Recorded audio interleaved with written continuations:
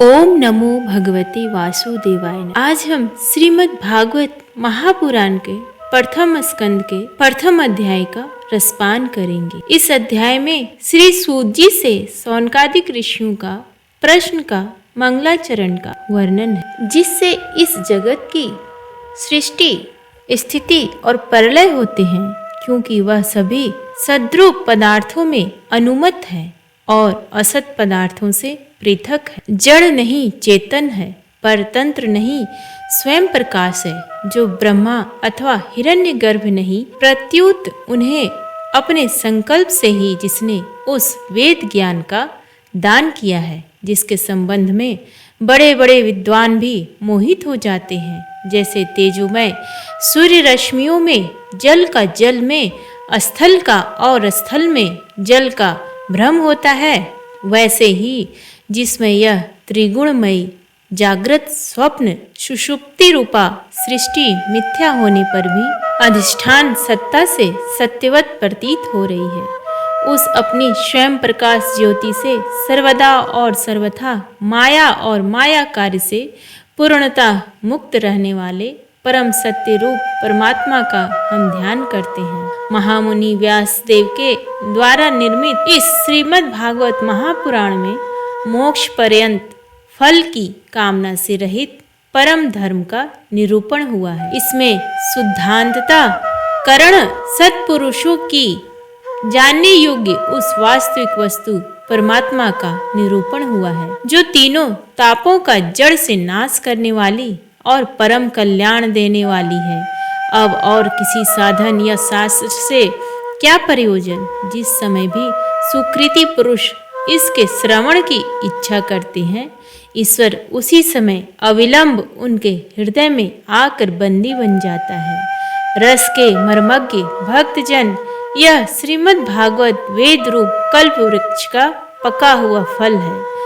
श्री सुखदेव रूप तोते के मुख का संबंध हो जाने से यह परमानंदमयी सुधा से परिपूर्ण हो गया है। इस फल में छिलका, गुठली आदि त्याज्य अंश तनिक भी नहीं है। यह मूर्तिमान रस है। जब तक शरीर में चेतना रहे, तब तक इस दिव्य भगवत रस का निरंतर बार बार पान करते रहो। यह पृथ्वी पर ही सुलभ है। एक बार भगवान विष्णु एवं देवताओं के परम पुण्यमय क्षेत्र नैमिषारण्य में शौनकादिक ऋषियों ने भगवत प्राप्ति की इच्छा से सहस्र वर्षों में पूरे होने वाले एक महान यज्ञ का अनुष्ठान किया। एक दिन उन लोगों ने प्रातः काल अग्निहोत्र आदि नित्य कृत्यों से निवृत्त होकर सूत जी का पूजन किया और उन्हें ऊंचे आसन पर बैठाकर बड़े आदर से यह प्रश्न किया। ऋषियों ने कहा, सूत जी, आप निष्पाप हैं। आपने समस्त इतिहास, पुराण और धर्म शास्त्रों का विधि पूर्वक अध्ययन किया है तथा उनकी भली भांति व्याख्या भी की है। वेदवेत्ताओं में श्रेष्ठ भगवान वादरायण एवं भगवान के सद्गुण निर्गुण रूप को जानने वाले दूसरे मुनियों ने जो कुछ जाना है, उन्हें जिन विषयों का ज्ञान है, वह सब आप वास्तविक रूप में जानते हैं। आपका हृदय बड़ा ही सरल और शुद्ध है। इसी से आप उनकी कृपा और अनुग्रह के पात्र हुए हैं। गुरुजन अपने प्रेमी शिष्य को गुप्त से गुप्त बात भी बता दिया करते हैं।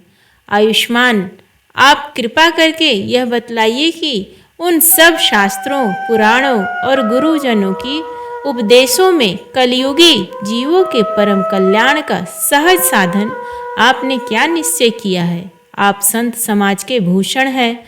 इस कलयुग में प्रायः लोगों की आयु कम हो गई है। साधन करने में लोगों की रुचि और प्रवृत्ति भी नहीं है। लोग आलसी हो गए हैं। उनका भाग्य तो मंद है ही, समझ भी थोड़ी है। इसके साथ ही वे नाना प्रकार की विघ्न बाधाओं से घिरे हुए भी रहते हैं। शास्त्र भी बहुत से हैं, परंतु उनमें एक निश्चित साधन का नहीं, अनेक प्रकार के कर्मों का वर्णन है। साथ ही वे इतने बड़े हैं कि उनका एक अंश सुनना भी कठिन है। आप परोपकारी हैं। अपनी बुद्धि से उनका सार निकालकर प्राणियों के परम कल्याण के लिए हम श्रद्धालुओं को सुनाइए, जिससे हमारे अंतःकरण की शुद्धि प्राप्त हो जाए। प्यारे सूत जी, आपका कल्याण हो। आप तो जानते ही हैं कि यदुवंशियों के रक्षक भक्त वत्सल भगवान श्री कृष्ण वासुदेव की धर्मपत्नी देवकी के गर्भ से क्या करने की इच्छा से अवतीर्ण हुए थे। हम उसे सुनना चाहते हैं। आप कृपा करके हमारे लिए उसका वर्णन कीजिए, क्योंकि भगवान का अवतार जीवों के परम कल्याण और उनकी भगवतो प्रेममयी समृद्धि के लिए ही होता है। यह जीव जन्म मृत्यु के घोर चक्र में पड़ा हुआ है। इस स्थिति में भी यदि वह कभी भगवान के मंगलमय नाम का उच्चारण कर ले तो उसी क्षण उससे मुक्ति हो जाए, क्योंकि स्वयं भय भी भगवान से डरता रहता है। सूत जी परम विरक्त और परम शांत मुनिजन भगवान के श्री चरणों की शरण में ही रहते हैं, अतएव उनके स्पर्श मात्र से संसार के जीव जंतु पवित्र हो जाते हैं। इधर गंगा जी के जल का बहुत दिनों तक सेवन किया जाए तब कहीं पवित्रता प्राप्त होती है। ऐसे पुण्यात्मा भक्त जिनकी लीलाओं का गान करते रहते हैं, उन भगवान का कलिमल हारी पवित्र यश भला आत्मशुद्धि की इच्छा वाला ऐसा कौन मनुष्य होगा जो श्रवण न करे। वे लीला से ही अवतार धारण करते हैं।